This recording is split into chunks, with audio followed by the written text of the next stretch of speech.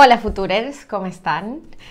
Tenía muchas semanas sin pasar por aquí. En todo caso, bienvenidas, bienvenidos, welcome everybody to La Futura News, versión en castellano, que sigue siendo los lunes. Hemos tenido una pequeña modificación de horario, pero vamos a seguir los lunes de 1 a 2. Para quienes no sepan, que yo creo que ya tenemos un público cautivo, pero La Futura News es toda esta iniciativa de un canal transmedia para explicar la realidad de nosotras mismas y para, sobre todo, contribuir a la transformación social desde abajo. Yo soy Jess González. Yo soy Pablo Ramos.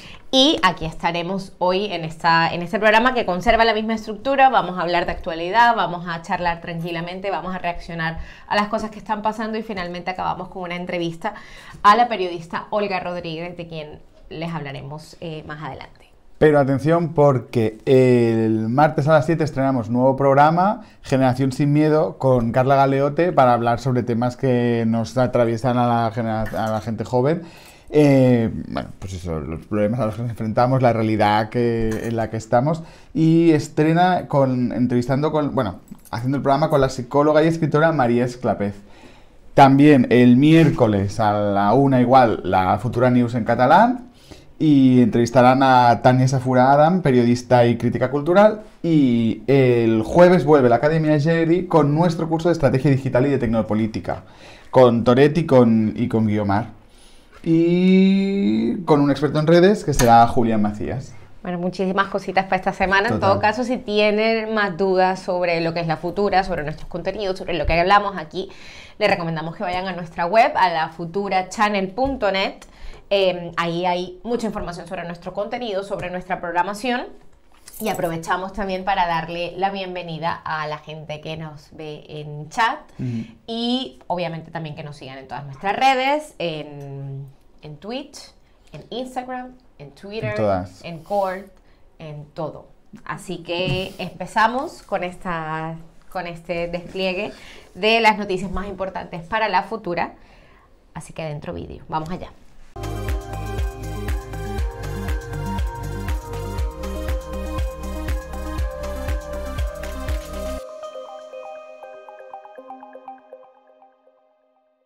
Sigue la indignación por el espionaje a los políticos independentistas, que no solamente ha afectado a ellos, sino también a parte de sus abogados, así como de la ciudadanía.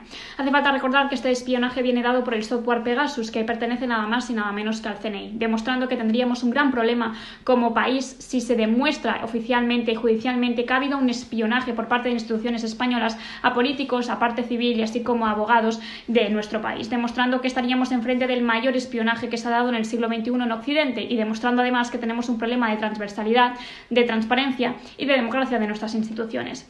Ahora mismo estamos en un proceso donde el gobierno catalán también amenaza con retirar el apoyo al gobierno español si no se investiga debidamente y no se esclarecen estos hechos que además demuestran una vulneración clara de los derechos humanos y derechos fundamentales de las personas que han sido espiadas, demostrando que aún tenemos que democratizar muchísimo las instituciones y democratizar el país en general.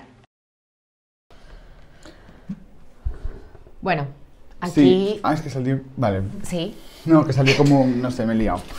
No pasa nada.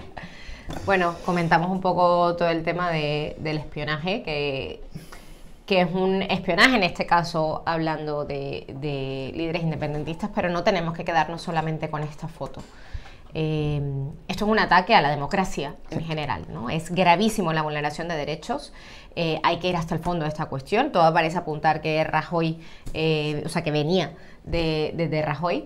En todo caso, insistimos mucho en esto, o sea, que cualquier acción de espionaje, sea contra quien sea, y en este caso tiene un objetivo claro, es un ataque contra la democracia, contra la libertad, contra el derecho a la intimidad, contra la organización política, y hay que ir hasta el fondo de esta cuestión. No podemos permitirnos en una democracia o llenarnos la boca de que España es una democracia plena y que sigan habiendo todo este tipo de iniciativas y de vulneración de derechos. Sí, a mí lo que me preocupa es que es un paso más en esta deriva autoritaria antidemocrática que lleva el mundo occidental desde los atentados del 11 de septiembre, con las leyes patrióticas en Estados Unidos, bueno, con una serie de recortes de derechos y libertades civiles en nombre de la seguridad, que yo creo que debería preocuparnos. Pegasus es como el último paso que ha habido. Recordar que además es un software que se vende solo a estados, quiere decir que estaba pensado directamente para que haya menos control democrático, menos transparencia y más espionaje de manera directa. Yo creo que es preocupante también porque ¿cuál es el motivo por el cual se espía a determinadas personas o no? Al final, en este caso con los políticos independentistas, el motivo es que eran independentistas. O sea, que es muy preocupante porque al final, cuando hay una investigación judicial, hay una serie de filtros, hay una serie de garantías jurídicas que permiten pues pinchar un teléfono, no sé qué, pero dentro de un marco muy concreto, dentro de un proceso judicial, y aquí este no es el caso, ¿no? Al final se seleccionan una serie de personas por lo que piensan y se les espía de manera totalmente ilegal. Y bueno, es preocupante como toda esta deriva antidemocrática que se está siguiendo desde hace años, de hecho. Sí, o sea, se está persiguiendo directamente la pluralidad política, la pluralidad de pensamiento y bueno, la autonomía también, eso de los pueblos a organizarse o a pensar directamente sobre algo. Yo creo que hay que ir al fondo de la cuestión, insistimos. Marlaska y Robles hicieron una serie de afirmaciones súper balones fuera y aquí se necesitan depurar realmente responsabilidades. Así que, bueno, tendremos más información seguramente. Esto se hablaba de 65 personas, pero eso va muchísimo más allá. Y eso, Estado de Derecho y espionaje es absolutamente incompatible. Así que, bueno, a ver qué logramos ver y es gravísimo. O sea, es absolutamente grave. Hoy estamos hablando de independentistas, pero han sido activistas, han sido artistas, han sido políticos de diferentes corrientes, y en este caso es específico en el independentismo. Y siempre... Pegasus dice que solo lo venden a los estados, pero no es verdad. Mira, pues además... Ni en eso hay transparencia. Y además siempre es eso, ¿no? Siempre es el nombre de la seguridad en una supuesta guerra contra el terror, que es como una guerra infinita, porque es un enemigo infinito que nadie sabe quién es, ¿no? El terror no tiene final, no es nadie concreto. Y en nombre de esta guerra infinita que nunca se acaba, que no sabemos contra quién es, pues se van cercenando cada vez más libertades y más derechos en nombre de la seguridad, para que encima de intentar que sean recortes aplaudidos por la propia ciudadanía, ¿no? Eso es todo lo preocupante. Dice, el terror se lo inventan ellos para tenernos controlados. Sí, efectivamente. Estas falsas nociones de seguridad, como decías antes, Pablo, que quieren justificar ni siquiera el recorte de derechos, sino la vulneración de derechos directamente, bajo nociones falsas de seguridad y la de seguridad además lo sirven ellos. En fin, que seguimos con más noticias dentro vídeo de la siguiente. Macron sale reelegido presidente de Francia en unas elecciones que han dado muchísimo que hablar, como por ejemplo por el 50% de la abstención electoral o asimismo por el mejor resultado que la extrema derecha de Le Pen ha alcanzado en todas las elecciones que se ha presentado. Además estamos viendo como un auge de la extrema derecha, encabezado básicamente por Zemmour y quien viene a ser Le Pen, está siendo cada vez más en auge, con unas ideas que atentan contra la Unión Europea, contra la unidad y sobre todo contra los derechos humanos y fundamentales, especialmente de las mujeres, del colectivo LGTBI, así como del colectivo inmigrante. Hace falta recordar que incluso tienen como espejo las políticas de Polonia, que no hace falta recordar. Asimismo, también estamos viendo cómo las personas jóvenes cada vez se posicionan más en los bandos del progresismo y de la izquierda, especialmente porque ha alcanzado el mayor voto el candidato Mélenchon, que ha sido básicamente quien ha recuperado esa ilusión de las personas jóvenes a pesar de toda la abstención. Hace falta recordar que el auge de la extrema derecha solo tiene una respuesta y una solución, que es básicamente la unidad en el progresismo. Bueno, para empezar es como, muchas reflexiones alrededor de lo que está pasando en Francia.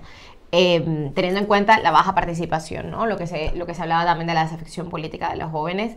Ya de hecho es muy triste, y me acuerdo de las elecciones en Estados Unidos que era un poco mismo, que las opciones que tengamos para escoger líderes de Estado sean como lo menos peorcito. Sí, ¿sabes? Que es como que... No, ya no es que te tapes la nariz cuando vas a votar, sino que directamente es horrible tener que escoger entre eso, porque hay tanto auge de la extrema derecha que realmente las opciones se reducen muchísimo, y estamos apoyando a una persona como Macron que sabemos que lanzó, por ejemplo, ¿no? una reforma del sistema de pensiones que hizo que todos los chalecos amarillos volvieran a las calles de Francia, ¿no? Y que sabemos que no es precisamente lo que diríamos un político progresista, pero es lo menos peor. Y esta dinámica frente al auge de la extrema derecha es algo que está pasando recurrentemente, ¿no? Que no estamos escogiendo líderes, ¿no? Y aquí hablo también de la gente joven, ¿no? De qué motivación tienes a votar cuando las opciones que tienes es lo menos peorcito o una opción mediocre, ¿no? Sí, y además a mí lo que me preocupa un poco es que es verdad que electoralmente, o sea, lo que se ciñe exclusivamente al proceso electoral, el cordón sanitario ha funcionado otra vez, ¿no? Sí. Se ha dejado a Marine Le Pen fuera de la presidencia y eso es importante, pero es verdad que Marine Le Pen ya ha ganado, la extrema derecha francesa ya ha ganado, independientemente de que tenga o no la presidencia, que a ver, es importante tener una presidencia, pero quiero decir, independientemente de eso, sus ideas ya las ha comprado gran parte de la derecha conservadora francesa, ¿no? Que es un poco lo que pasa aquí también con Vox, que igual no habían entrado a las instituciones hasta ahora, pero sus ideas ya lo habían hecho, porque el Partido Popular, en una increíble estrategia política de diferenciarse de Vox, lo que hizo fue comprar su discurso, ¿no? Y asumir parte de su discurso. Entonces, ese problema, más allá de que Le Pen consiga la presidencia o no, eso es un problema que ya está, y lo podemos ver en políticas racistas que ha articulado Francia en los últimos años, como con todas las polémicas que hubo con la prohibición del bañador integral, por ejemplo, ¿no? En las playas francesas, o locuras así que, bueno, es programa de la ultraderecha que asume parte de la derecha conservadora y que Macron no tendría problema no ha tenido problema en aplicar, de hecho, ¿no? Entonces, bueno, Le Pen no ha conseguido la presidencia, eso es importante, pero es trágico porque Le Pen ya ha ganado, sus ideas ya están en el imaginario colectivo de muchas personas, ¿no? Sí, yo creo que es importante repetir una idea que de hecho ha sido recurrente, ¿no? Observando también el auge de la extrema derecha, que es importante observar todo el movimiento, la expresión electoral de la extrema derecha, pero que igualmente si no hay alianzas, porque vemos que esta estrategia es internacional, ¿no? Que a pesar de que Le Pen es antieuropeísta, etcétera, la extrema derecha en general tiene muy claros cuáles son los vínculos que tienen que hacer políticos y económicos a nivel mundial para precisamente ir haciéndose fuertes en discursos, en prácticas y tomando instituciones, a pesar de que en este caso no ha triunfado la extrema derecha. Sí que es verdad que los resultados muestran que siguen siendo fuertes. Entonces aquí la apelación que no nos cansaremos de insistir en la organización vecinal, en la organización a nivel de colectivos sociales, de movimientos sociales, de medios de comunicación, ¿no? De esa estrategia conjunta, no solamente en contra de la extrema derecha, sino a favor precisamente de todas las formas de política y de validación y de reivindicación de derechos que venimos trabajando hace muchos años y que no podemos quedarnos quietas ante una extrema derecha que básicamente lo que quiere es estrechar la democracia y cortar derechos, y que esto va mucho más allá de unos resultados electorales y que el trabajo es ahí, a pie de calle, en cada barrio, en cada plaza, y que tenemos mucho curro para hacer, porque a nivel mundial esto está pasando y no puede ser más fuerte que el bien en general. Así que bueno, desde La Futura siempre apelamos a esta organización, a ese sentido crítico. Este espacio como tal quiere ser un espacio crítico donde pensar y darle la vuelta de tuerca, ¿no? a las noticias como tal, pero siempre también apelando a la acción colectiva, ¿no? No somos menos espectadores ni espectadoras de lo que está pasando, sino que eso depende también de nosotras en parte. Así que eso, observando Francia y haciendo movimientos también como sociedad para que estas cosas paren. Nos vamos ahora a la segunda sección del día. Ay, sí, comenzamos con el Reaccionando.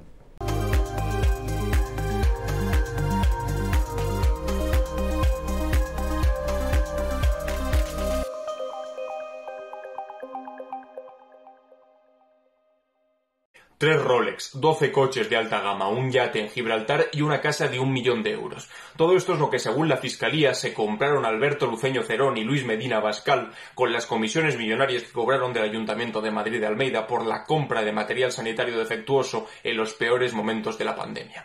Mientras miles de españoles morían, perdían sus trabajos y la inmensa mayoría teníamos que estar en casa confinados, unos pocos se aprovechaban del momento para forrarse. Ser amigo o familiar de alguien del Partido Popular en Madrid es un negocio redondo, y ya lo habíamos visto con la comisión de 283.000 euros que cobró el hermano de Ayuso por una venta de mascarillas infladas de precio, y lo hemos visto ahora con estos dos sinvergüenzas que se llevaron 6 millones de euros en comisiones, esta vez gracias a la intermediación de un primo de Almeida. El patriotismo de esta gente consiste en llevar la pulserita de España en una mano y el dinero de los españoles en la otra. Pues nada, la sorpresa de siempre. El PP siendo el PP. Sí, exacto. Temporada 88. Exacto. Es que, o sea, Se mira repite nuestra más cara que de Culebrón. sorpresa. ¿Sabes? Es como, bueno, la cuestión es que el agravante de esto, bueno, hay muchas lecturas, ¿no? Por una parte se nos quiere vender como un nuevo PP, ¿no? Que el nuevo PP, el nuevo PP de Es el nuevo PP otra vez, porque era el nuevo PP del nuevo PP, porque el de Pablo Casado ya era nuevo PP. Claro, es que nos Es cansamos ridículo, bueno, pero que es igual, corrupción, tramas, amiguismo, y que ser amigo del PP Madrid parece que sale a Rentable. muchísima cuenta, ¿no? Por otra parte, un poquito hortero, o sea, Sí, ¿sabes? además Como es tití. como O sea, una coche de alta ostentosidad gama, de esta rol, de- o sea, sí. o sea, hortero. Sí, sí. Así que, pero bueno, esto aparte, simplemente, bueno, seguir denunciando la corrupción del PP, que además, el agravante en este caso, bueno, o sea, han robado siempre, pero una pandemia donde estaban Sí, sí. muriendo millones de personas, ¿no? Como miles de personas, ¿no? Como nos está diciendo nuestro compañero Alan Barroso en el vídeo, es de mala persona aprovecharte, Sí, ¿no? y además esos como, momentos. bueno, ¿no? Que estuvieron toda la pandemia, todo el confinamiento con un no permanente a todas las medidas, nunca dispuestos, la derecha madrileña en este caso, nunca dispuestos a colaborar políticamente como sí lo estaban haciendo otras administraciones, y después, aparte de eso, encima es que estaban robando a manos abiertas, ¿no? Bueno, yo creo que al final es lo que tienen en ADN esta derecha rancia, que es el usar lo público, usar la administración pública como un trampolín para forrarse. Y ya está, ¿no? Es como esa es una herramienta para adinerarme yo y ya está, y lo demás no importa, ¿no? Sí, en este caso también es verdad que estamos hablando de la política institucional, pero esta praxis de aprovechar momentos de crisis, y en este caso, bueno, de pandemia, que hace mucho que no teníamos una, para acentuar las desigualdades, para que la gente rica se haga más rica. O sea, eso es lo mismo de cuando estás en un periodo de crisis, ¿no? De repente echan a gente en tu empresa y tú acabas haciendo el curro de 2 o 3 personas, aunque tu empresa se esté enriqueciendo, pero da igual. Es decir, o sea, esa lógica que es me robo o sea, simplemente comisión de 1 millón de euros por ser amigo de uno, se da también en la vida real, ¿no? Sí, Porque sí. son unas prácticas de básicamente enriquecimiento que acaban acentuando las desigualdades, y que es el modus operandi del PP, independientemente si sean las instituciones afuera de Sí, ellas, sí. ¿no? Bueno, y esta lógica un poco neoliberal de no tener límites a nada, ¿no? No tener límites éticos ni morales a nada. Entonces, este razonamiento de, bueno, si puedo hacerlo, ¿no? Si puedo enriquecerme, ya sea Almeida de esta manera o su primo, o ya sea, ¿no? Pues un empresario que despide a 3 y tiene a 1 haciendo el curro de 3, por tanto tiene más beneficio. Si lo puedo hacer, ¿por qué no? ¿No? Es un poco esta lógica que siempre impera y que, bueno, que es asfixiante al final. Y aún habiendo el PP actuado de esta forma durante años, hemos visto las declaraciones de Almeida Sí. victimizándose básicamente, ¿no? sobre esto, y sin dar ningún tipo de explicación de sustancia de lo que pasó, ¿no? Simplemente diciendo todo ha sucedido a mis espaldas, o no entiendo qué está pasando, o soy una víctima, ¿no? De hecho, creo que tenemos el un vídeo, vídeo, ¿no? ¿no? Sí, creo que sí. ¡Que seremos fascistas! ¡Pero sabemos gobernar! Cuando te estafan 6 millones de euros en comisiones fraudulentas, lo de saber gobernar pierde credibilidad. José Luis Martínez Almeida ha pasado de ángel a demonio, de ser amado hasta por la izquierda a posiblemente tener los días contados como alcalde. ¿Se ha iniciado una cuenta atrás para su renuncia? El escándalo de las mascarillas infladas de precio lleva semanas manchando la gestión de Almeida, el mismo alcalde que en 2020 era ensalzado por la prensa de derechas, que incluso se atrevía a compararle con el mismísimo Kennedy. En esta entrevista de Vanity Fair le llegaron a preguntar cómo se sentía al convertirse en el político estrella de España. Seguramente no imaginaban que en 2022 iba a estar en el centro de la diana por las comisiones millonarias que se llevaron Alberto Luceño y Luis Medina. Porque Almeida lleva días lanzando balones fuera. ¿De verdad tengo que dimitir por ser víctima de un delito? También asegura ser víctima de una cacería perpetrada por la izquierda, porque no hay ninguna duda de que detrás de esta cuestión están el PSOE y Sánchez. Somos diana preferente del sanchismo. Cualquier cosa menos admitir el error. Sin embargo, hace 2 años, en Bueno, Es lo de siempre, ¿no? Es víctima del sanchismo, es víctima de la prensa, es víctima de la izquierda anarcocomunista bolivariana, ¿no? Y al final es como, bueno, es un súper pesado. Es víctima de todo el mundo, menos reconocer nada, ¿no? Menos dar ninguna explicación. Que además es como, bueno, da explicaciones de lo que ha pasado. Al final hay una cosa que se está investigando, como mínimo responde a lo que se te está preguntando, ¿no? No es como, no, estoy víctima de Pedro Sánchez. Es como, fin de la explicación. Fin de la explicación. Es como, bueno, ya, pero sobre el sobrecoste de estas mascarillas que costaban no sé cuánto y el ayuntamiento las ha comprado a no sé cuánto más, sobre esto, ¿qué tienes que decir? Pues nada. No y aún cuando entró el mismo gobierno habían sospechas de que algo no había habido bien con esto, exacto, ¿no? Y no se denunció en su momento, o bueno, el tema da para mucho, ¿no? Pero esta frase además con la que empieza, que no tiene desperdicio, seremos fascistas pero sabemos gobernar. Pues saber gobernar y no dar explicaciones de toda una serie de sospechas y de evidencias que hay, ¿no? Indicios de todo este tema de las comisiones, las mascarillas y las estafas y los 6 millones de euros que se han esfumado, pues de eso no explicas nada, pues tan buena gestión igualmente. Me recuerda un poco aquella frase de cuando al principio de la Gürtel, que salió como toda la plana mayor del Partido Popular diciendo esto es una trama del PP, es una trama contra el PP. Pues es que es la misma explicación, exactamente la misma. Totalmente.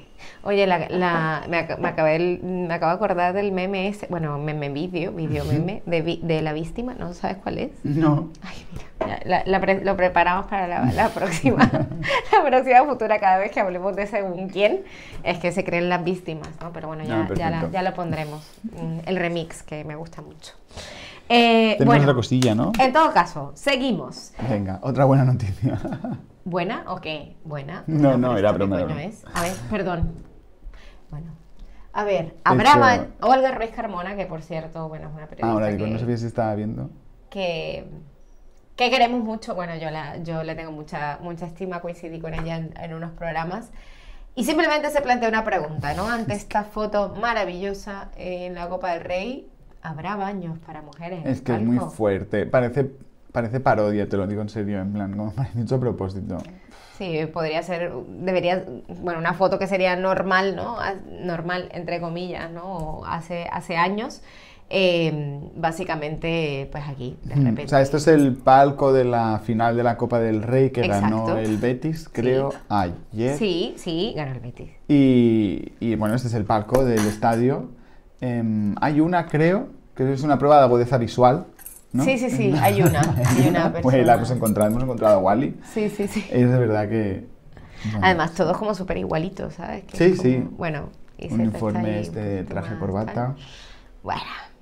Bueno, simplemente el mundo siendo mundo, pero es muy fuerte que esta foto sea de este fin de semana, cuando venimos luchando, cuando nos dicen, no, que las mujeres ya están en todas partes, ¿qué tal?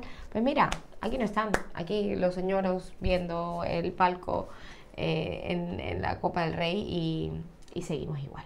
Pero bueno, ahora la ganó el Betis, la ganó el Betis. La ganó el Betis, sí, creo que sí lo vi ayer. Sí. Igual es la única noticia de fútbol que sé. Ya, es que no se note aquí. Pero bueno, ya está, no pasa nada. Bueno, yo sé otras cosas de Sevilla, empieza la Feria de Sevilla este fin de semana y ahí estaremos. Así que eso también. Luego, varias cosas esta semana y que no lo hemos dicho, de hecho, al principio, ¿vale? Solamente que, que huele a feria, que empieza la feria del 25 de abril, que... Ayer teníamos también, estuvimos en Sant Jordi en este fin de semana en Barcelona y fue absolutamente maravilloso. Fue muy guay, fue un poco pasado por hielo. Pasado por todo. Ya, sí. Bueno, pero como un resumen del 2020 8 días, ¿sabes? Fue como salía el sol, granizaba, pasaban zombies, luego tal.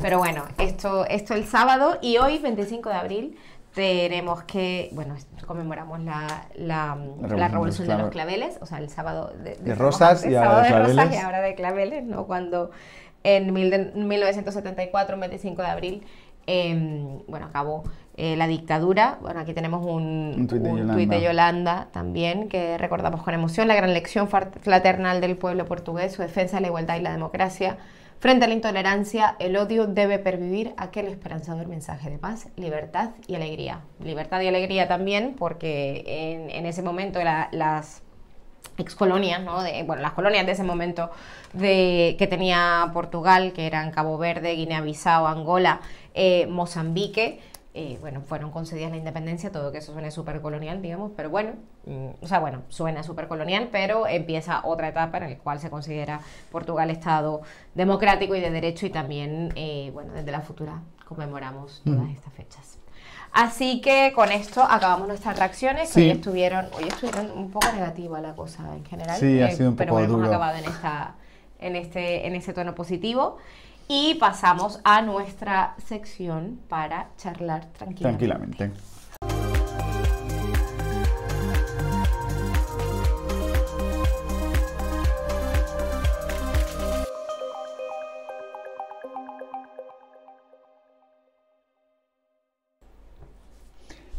Hola, buenas.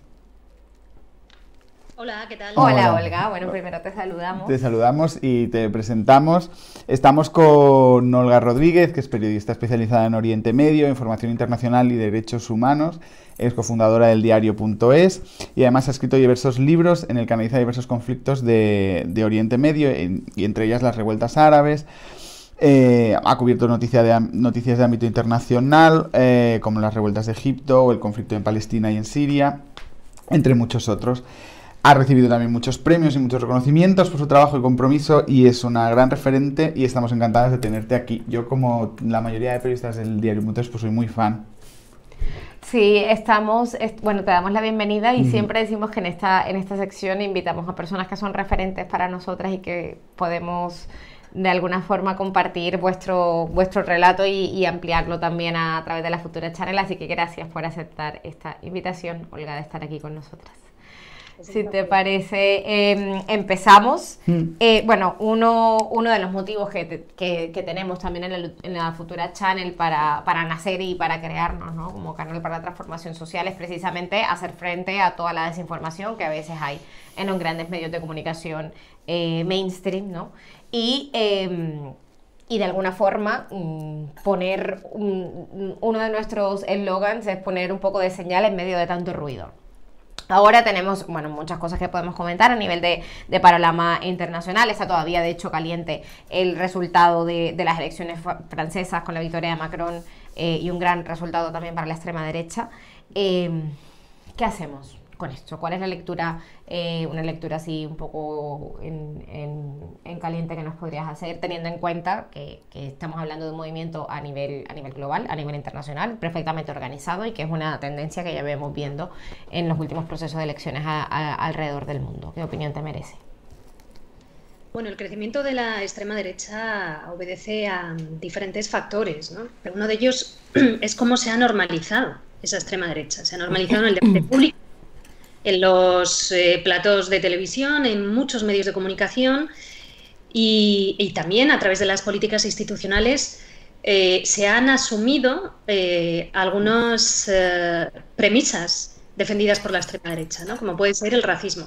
Tenemos políticas institucionales tremendamente racistas, ¿no? Cuando tenemos a la extrema derecha diciendo que es un peligro que lleguen las personas migrantes y refugiadas a la Unión Europea, y esas políticas institucionales de la Unión Europea lo que hacen es externalizar fronteras para que la gente muera cada vez más lejos de nuestras fronteras y de nuestras conciencias, estableciendo rutas cada vez más peligrosas, que son como técnicas gincanas, que obligan a la gente a arriesgar su vida y a morir, a menudo.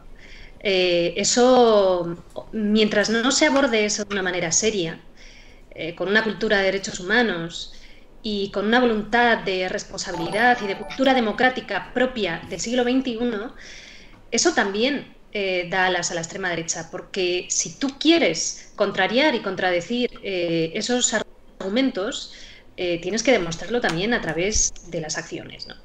Pero es que además no solo no se demuestra a través de las acciones, sino que vemos, y Francia es un ejemplo, cómo en los últimos años otros dirigentes que no son de extrema derecha asumen parte de los postulados en sus discursos. Y yo creo que todas hemos seguido con preocupación en los últimos años pues algunas declaraciones, bueno, primero de Sarkozy y posteriormente del propio Macron, ¿no? En las que se estigmatizaba a la población musulmana y en las que se hablaba de entablar una guerra contra el separatismo musulmán o islámico, dependiendo del día usaban una palabra u otra. Lo cierto es que eso crea una atmósfera muy determinada social en un país como Francia, donde hay una presencia importante de población árabe y musulmana francesa, ¿no? Todo esto tiene que ser revisado con seriedad y con responsabilidad, porque si además en los platos, como digo, tenemos a gente todos los días normalizando el odio a los otros, pues claramente llega un momento en que no nos escandaliza ni el racismo ni todas las posturas de esa extrema derecha que crece en todo el mundo, ¿no? Sí, aquí, bueno, algo que decimos constantemente, ¿no? Y que con otros invitados e invitadas hemos abordado es precisamente eso, cómo frenar la extrema derecha, que es una pregunta que tiene 800.000 respuestas y que hay que revisarla constantemente porque no hay una fórmula mágica. Y sobre todo apelando también al papel de los medios de comunicación en esta normalización, ¿no? que tú hablas. Y sobre todo también en que muchas veces desde la política institucional se recurre al relato, porque es una de las herramientas, ¿no? Y hacer grandes discursos en favor de los derechos humanos, mientras al tiempo se están avalando políticas públicas institucionales, sea a nivel autonómico, estatal o europeo, que precisamente van en esta línea, ¿no? que tú dices, ¿no? Y que hoy nos encontremos, y hablamos antes, ¿no? que de alguna forma la gente ya no es que se tenga que tapar la nariz para votar a Macron, sino que directamente es una persona que ha estado haciendo afirmaciones racistas, ¿no? Que ha estado haciendo reformas de pensiones absolutamente en contra de derechos laborales, y que es el menos peor, y con lo cual, digamos, nos alegramos, ¿no? O sea, que no haya triunfado la extrema derecha. Entonces, cuando hablamos de la desafección política que existe y no vemos, o sea, todo esto, ¿no? O sea, las políticas que no se han hecho, todo lo que no se ha hecho para normalizar este discurso, y de repente nos llevamos las manos a la cabeza también por los índices de participación tan bajos que hay, especialmente por parte de la población joven. Pero claro, la cosa va mucho más allá. O sea, la cosa no va de simplemente un relato y ya está, sino todas las políticas que se están haciendo, ¿no? Simplemente eso, como comentar lo que había dicho, que va como muy en la línea de cosas que decimos en la futura respecto a la responsabilidad de los medios de comunicación y de todos los niveles de la sociedad también.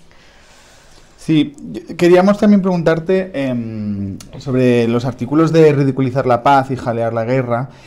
Bueno, que describes cómo se está viviendo todo en el plano político y cuál es el papel de los medios de comunicación aquí, cómo está siendo todo este contexto y cómo está siendo a nivel de medios de comunicación. Bueno, yo estoy muy preocupada con cómo se está abordando esto, ¿no? O sea, primero porque por las propias censuras que ha habido, evidentemente ya sabemos que hay medios de comunicación que han sido censurados, que se dedican sobre todo a emitir propaganda, pero eso no significa que tengan que ser censurados, porque como países democráticos sí que tenemos derecho a saber con qué propaganda se argumenta, por ejemplo, en Rusia y se justifica la invasión ilegal, ¿no? Es importante tener todo el puzzle y poder acceder a todo tipo de información, ¿no? Creo que ni durante la guerra de Irak, que yo la viví cubriéndola desde, ¿no? y toda la parte de la invasión y bombardeos, pero posteriormente, unos meses después, me fui a trabajar a Nueva York y pude ver desde cerca cómo se estaba viviendo en Estados Unidos aquello, ¿no? Y era un momento en el que a los periodistas se les obligaba a ponerse un pin con la bandera de Estados Unidos y salir en directo con ella en las televisiones, y si no lo hacían eran señalados. Era un momento en el que el hecho de que dieran voz a determinadas personas del pueblo iraquí podía implicar una persecución contra ellos por parte de determinados sectores mediáticos, ¿no? Yo recuerdo que tengo un amigo que trabajaba por aquel entonces en la cadena de televisión ABC, que fue señalado como gay y canadiense, ejemplo que podía significar, según sus acusadores, que no era lo suficientemente patriota, porque había hecho un reportaje dando voz a población iraquí desde Bagdad, ¿no? Eso, ¿qué quiero decir con ello? Que era un momento de gran propaganda y de gran patriotismo en Estados Unidos, y en el que se lanzaban el argumento de la existencia de armas de destrucción masiva para justificar lo injustificable a través de mentiras. Pues ni siquiera aquel ambiente me parece que llega a los niveles de voluntad de imposición de pensamiento único sin matices que estamos viviendo ahora, ¿no? En el momento en el que se pone en duda determinados discursos belicistas o se señala que Europa puede salir muy perjudicada si esta guerra se perpetúa, hay maximalismos y reduccionismos y tergiversaciones a través de las cuales hay quienes tienen el interés de subrayar que eso es ser pro-Putin, ¿no? Y nos lo dicen a personas que estamos mucho más que otras muchos años señalando los crímenes perpetrados por las tropas de Vladimir Putin en otros lugares como Siria, ¿no? Entonces, creo que es muy importante, primero, tener muy claro que necesitamos espacios de pensamiento y de análisis sosegados, respetuosos y, por supuesto, intentar acceder a la mayor información posible. Y señalar que quizás, y sin el quizás, falta voluntad en los discursos públicos diplomáticos del llamado Occidente de apostar por una desescalada. Y tiene que haber una desescalada porque solo las treguas salvan vidas, solo los acuerdos de paz salvan vidas, solo la interrupción de la guerra salva vidas. Y estamos hablando de vidas ucranianas, que tanto importan. A mí me preocupa esto mucho porque claramente, desde mi punto de vista, y no solo desde mi punto de vista, lo comparten analistas de muchas nacionalidades, estamos ante, de nuevo, una guerra subsidiaria, es decir, no es solo la guerra de Ucrania, hay Estados Unidos tiene interés en aprovechar esta guerra para, a través de Ucrania, intentar tumbar definitivamente a Putin. Claro, el precio que se exige en ese sentido al pueblo ucraniano es muy alto, ¿no? Y creo que se pueden buscar otros canales que sean más beneficiosos para Ucrania y para el pueblo ucraniano. Creo que debemos preguntarnos, ¿es la perpetuación de la guerra la única salida y la mejor salida para el pueblo ucraniano y para Ucrania? Desde mi punto de vista, sin lugar a dudas, no. Ay, vale. Sí, no. Vale. No, es que ligando precisamente con esto y con algo que comentabas también al inicio de todo el tema de políticas institucionales, tú has señalado, ¿no?, lo paradójico que es que los mismos agentes y actores que han sembrado el terror durante muchos años vengan ahora a dar lecciones, ¿no?, de democracia universal, y también como hay guerras que importan, ¿no?, y otras que no importan. Y la segunda parte de la pregunta es el tratamiento también que se tienen con los refugiados, ¿no?, y las políticas también de fronteras, cómo cambian de unas nacionalidades a otras. Si pudieras elaborar un poco sobre este tema, ¿no?, sobre la concepción de la guerra en sí, ¿no?, y la invisibilización de otros conflictos, y luego la consecuente y una moral bastante frágil, ¿no?, y luego la consecuente diferencia también que existe en la tipología del tratamiento de los refugiados respecto a otros conflictos. Esto que preguntas es importante, además, no solo porque queramos señalar las contradicciones, ¿no?, y la doble vara de medir y el doble rasero, sino porque tanto en la política exterior como en la diplomacia, si quieres erigirte como adalid de los derechos humanos y de las libertades, como lo está haciendo nuevamente Occidente, tienes que tener voluntad de hacerlo bien para tener credibilidad. Sí, ¿qué quiero decir? ¿Cómo nos ve el resto del mundo? Una cosa es cómo estamos percibiendo esta guerra aquí, en Europa, o en Estados Unidos, donde nuestros dirigentes están muy convencidos de un solo carril, ¿no?, y donde parece que les cuesta hablar sólidamente de la necesidad de paz ya y buscar todos los canales para ello, ¿no?, con figuras de primer nivel en las negociaciones, en fin. Y otra cosa es cómo nos ven desde fuera. ¿Cómo nos ven desde fuera? Bueno, pues se está viendo que una vez más se está violando el derecho internacional con una invasión ilegal de las tropas de Vladimir Putin, se está viendo que hay crímenes de guerra, pero se está viendo que otras veces eso lo han hecho potencias occidentales. Y tiempo, en estos momentos hay otras poblaciones que no son las ucranianas que están siendo víctimas pues de violaciones de derechos humanos en las que o aliados de Occidente o incluso potencias occidentales están involucradas con responsabilidad. Y que el trato que se da a unos y a otros, no solo me refiero a la atención mediática, sin duda, sino también a la solidaridad o falta de solidaridad, es claro, ¿no? O sea, si tú eres una persona ucraniana en estos momentos bueno, pues vas a ser acogida por Europa y vas a tener una serie de derechos que si eres saharaui, palestina, iraquí, siria, afgana, tanto que nos interesaban los afganos por el verano, ¿no? Ahora, bueno, pues no vas a Han tener pasado de moda. las mismas, los mismos derechos y las mismas posibilidades que alguien ucraniano en estos momentos. ¿Por qué? Porque aquí detrás hay una guerra geopolítica, porque aquí detrás hay una serie de, bueno, pues un pulso que está jugando Washington con Moscú, en el que también está involucrada Europa, en algo que yo creo que se equivoca, porque además es que todos los analistas de todo tipo de ideologías apuntan que Europa va a ser una de las grandes dañadas a través de esta guerra, y bueno, pues en estos momentos ha interesado en el discurso hegemónico poner la lupa y la atención ahí, ¿no? Porque con una serie de propósitos políticos y diplomáticos determinados. Esto yo creo que es un grave error, nuevamente fuera de Europa y de Estados Unidos y de sus grandes aliados, como puede ser Australia también, ¿no? Hay una gran falta de credibilidad por parte de Occidente y hay memoria. Hay memoria, además son cosas que también siguen pasando en tiempo presente, ¿no? Que es este doble rasero y esta doble vara de medir. Derechos humanos para unos sí, para otros no. Condena de una invasión ilegal para unos sí, para otros no. Búsqueda de justicia universal para unos sí, para otros no. Lo estamos viendo. Ahora, por ejemplo, el Estado español va a enviar una comisión judicial a Ucrania para investigar los crímenes de guerra de Putin y las personas que han sido asesinadas e enterradas en fosas comunes. Aquí en España, a día de hoy, no hay comisiones judiciales que vayan al pie de las fosas que se exhuman, que tenemos que seguir exhumándolas, la operación civil, a pulso, las familias a pulso, esquivando muchísimos obstáculos. Esto la gente no lo sabe, porque se busca mucho electoralismo cuando se anuncian temas de memoria histórica, de memoria democrática, pero lo cierto es que las familias están totalmente desprotegidas a día de hoy, y esto no lo digo yo.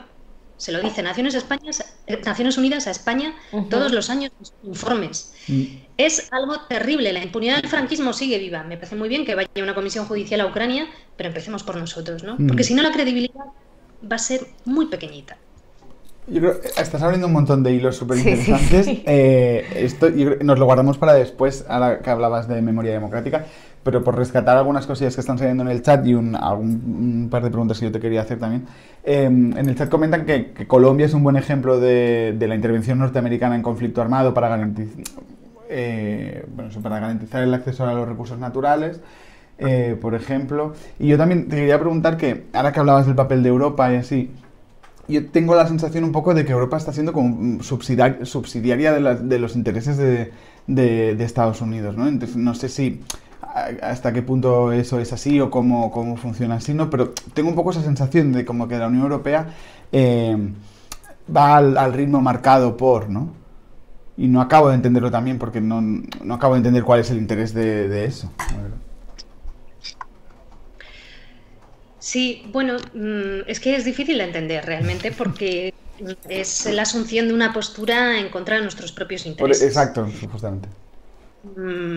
Pero claro, aquí hay un tema de fondo que, mira, vamos a abordarlo así rápidamente, que es también la falta de cuidado de la información interna.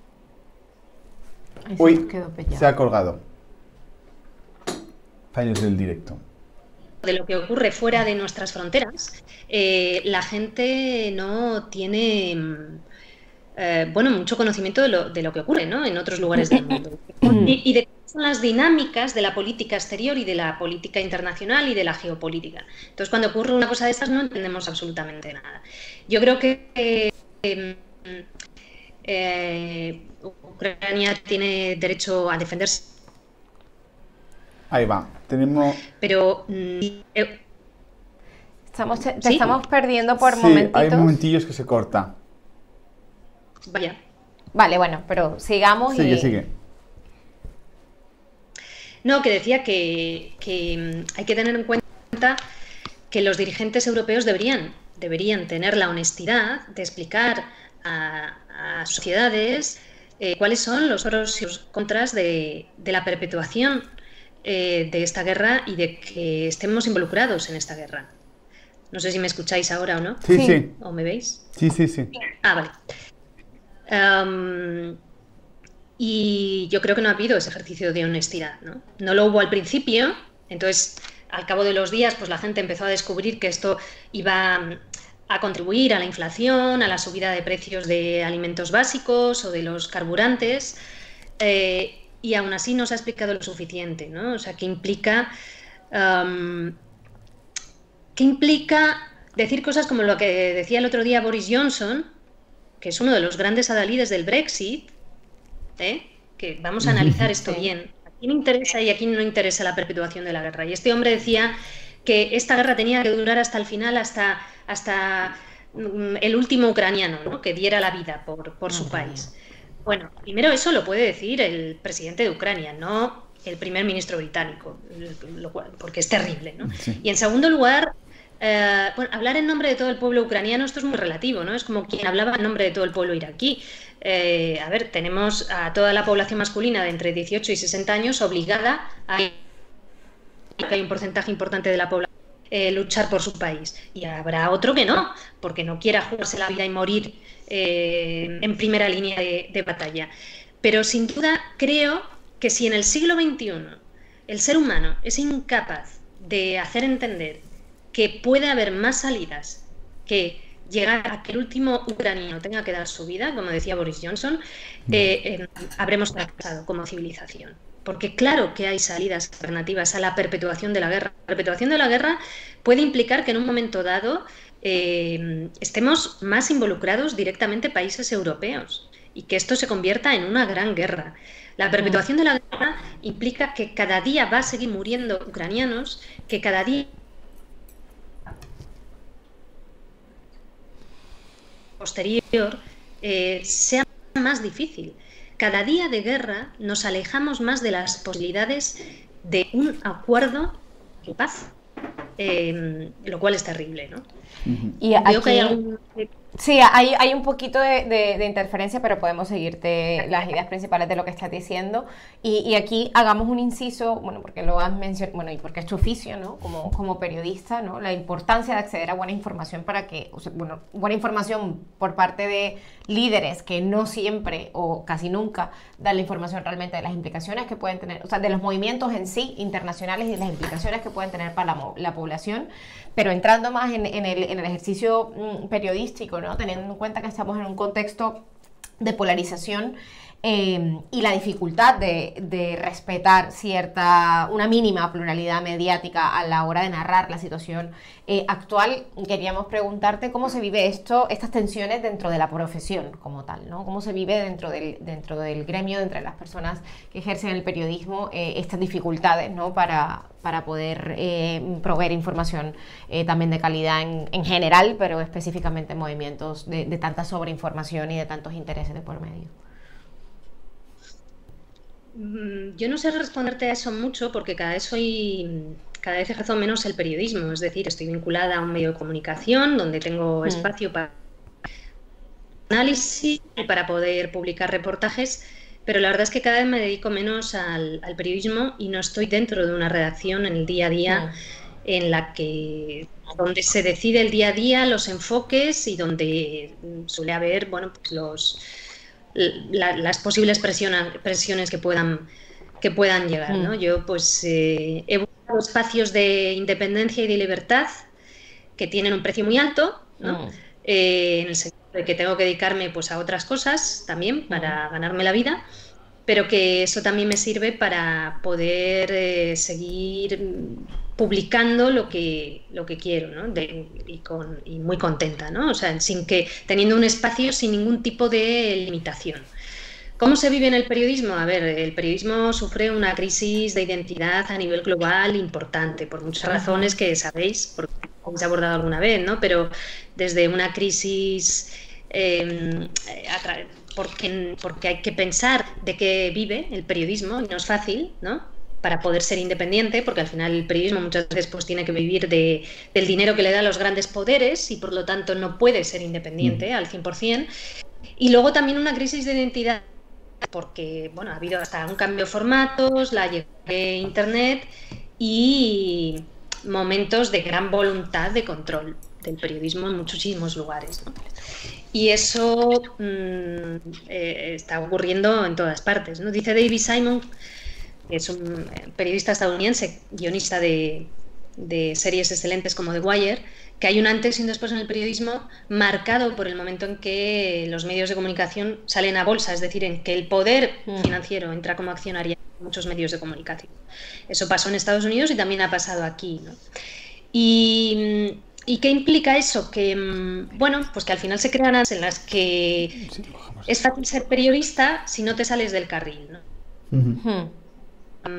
Decía alguien el otro día en Twitter que, bueno, que hay lugares en el mundo terribles donde si te sales del carril pues te meten en la cárcel o te multan, aquí también te pueden multar, y decía, en España, bueno, eso no ocurre normalmente, pero hay otros castigos, ¿no? Y uno de ellos es el paro.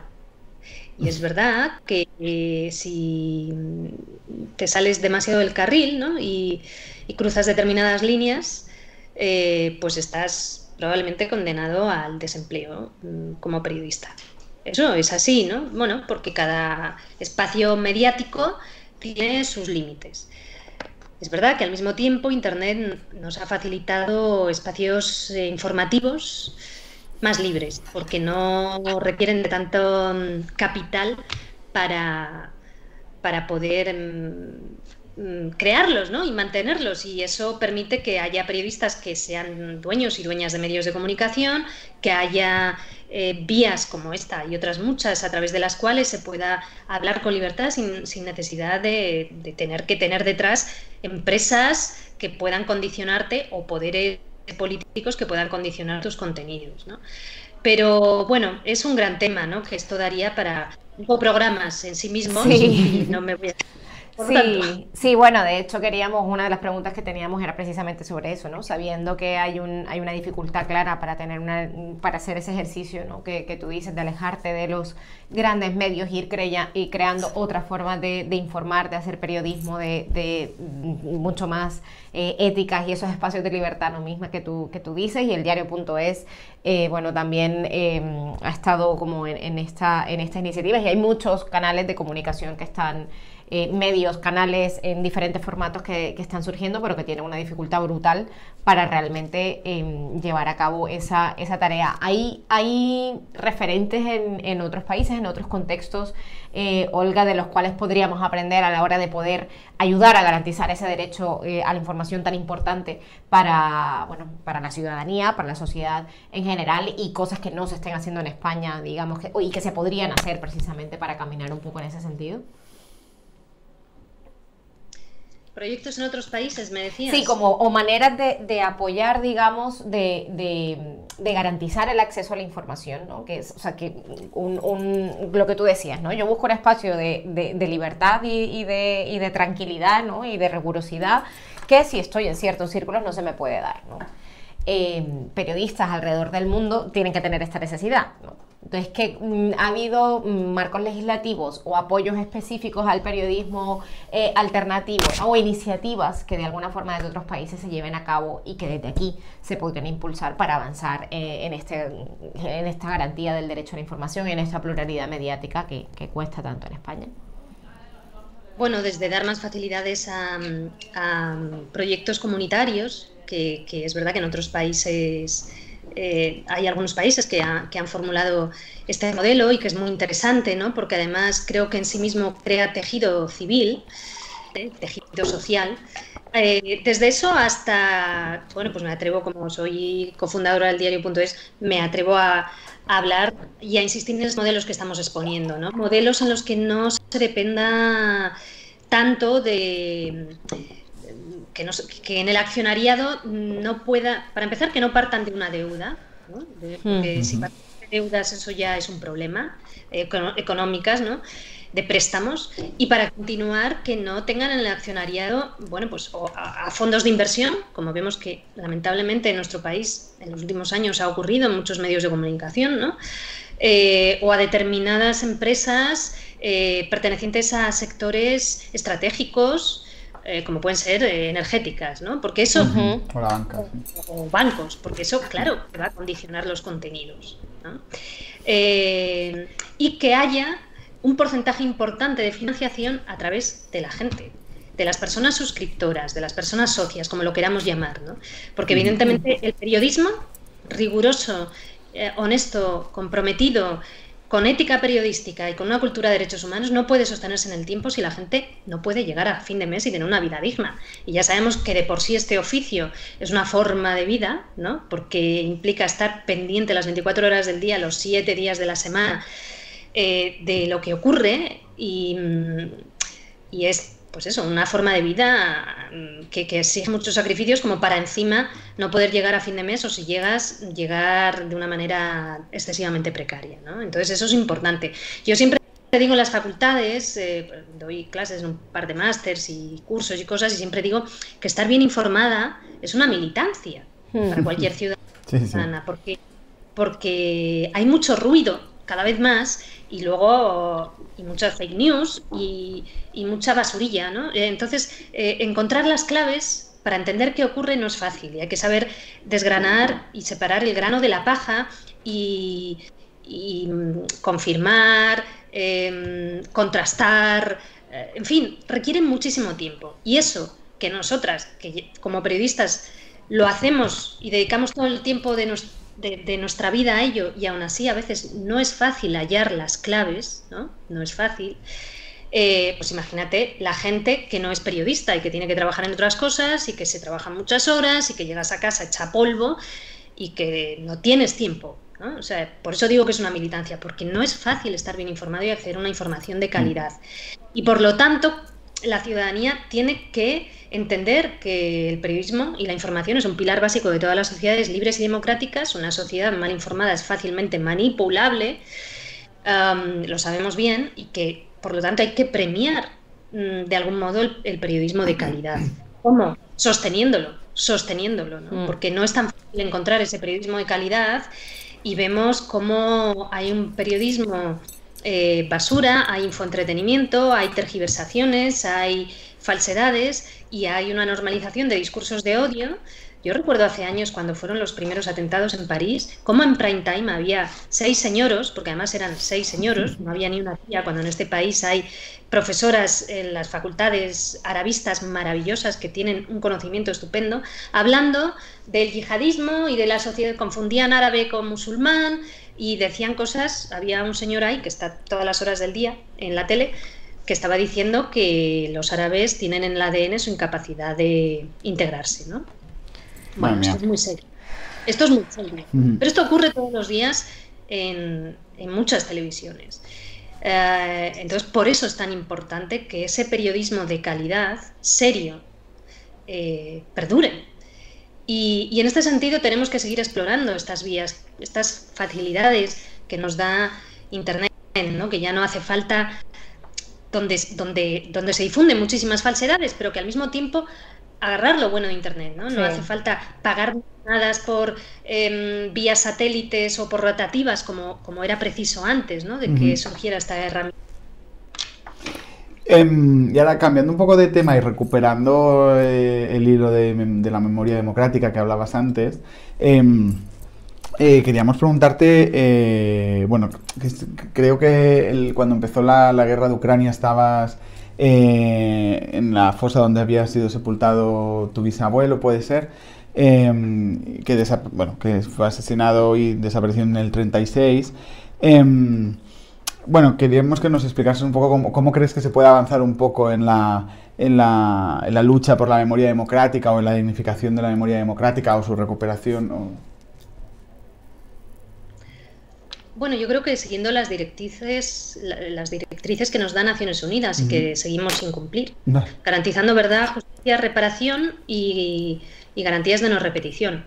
Como decía el último informe de Amnistía Internacional, que es muy completo y que lo comparto, la futura ley de memoria democrática en estos momentos, que todavía es posible mejorarla, y esperemos que así sea, pero en estos momentos no garantiza la verdad, la justicia y la reparación.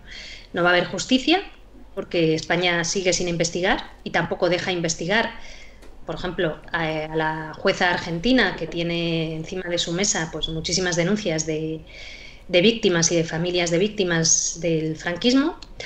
Y mientras seguimos exhumando a pulso, pues no hay, solo en 3 ocasiones, creo recordar, ha ido algún juez o jueza a una fosa para ver las pruebas del crimen, de todas las exhumaciones que se han hecho en España.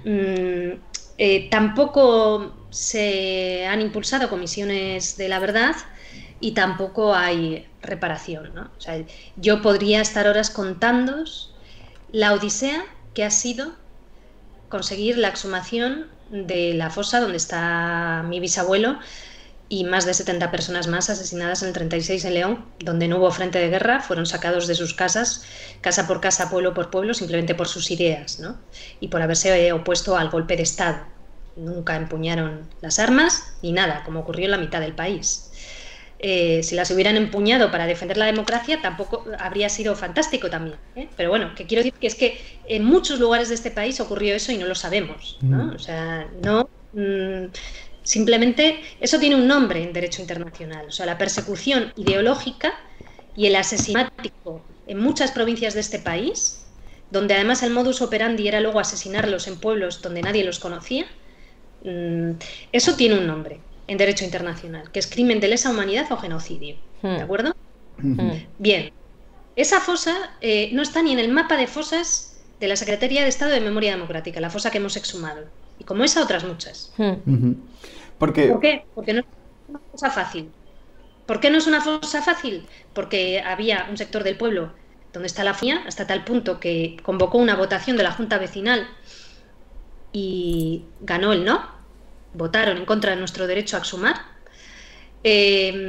Porque el adoctrinamiento sistemático que el franquismo hizo mientras vivía en este país, mientras gobernaba en este país, pueblo por pueblo, casa por casa, no se ha impulsado de la misma manera para contrarrestarlo. No ha habido una voluntad de introducir cultura democrática, casa por casa, pueblo por pueblo, para acabar y desmontar el adoctrinamiento franquista que hubo durante 40 años en este país. Por eso a día de hoy vais a los pueblos de nuestro país y muchos de ellos, si sacas este tema, la gente no quiere hablar, te da con la puerta en las narices o te habla abajo o te cita a la salida del pueblo para que nadie te vea hablar con ellos. Porque sigue habiendo miedo y sigue sosteniéndose a día de hoy, sigue vigente un discurso muy particular y muy poco democrático sobre todo aquello que ocurrió. Olga, pues mírate, terminamos con unos apuntes por parte de la gente del chat que recogen varios temas de los que has tocado. Bueno, mucha gente dándote la bienvenida y diciendo que es un gusto escucharte, ¿no? Hablando de que no hay información ni transparencia sobre los hilos que mueven en esfera internacional, se mueven muchos intereses económicos, políticos y eso nos cuesta la vida a las mayorías, por eso es importante espacios como estos y utilizar datos.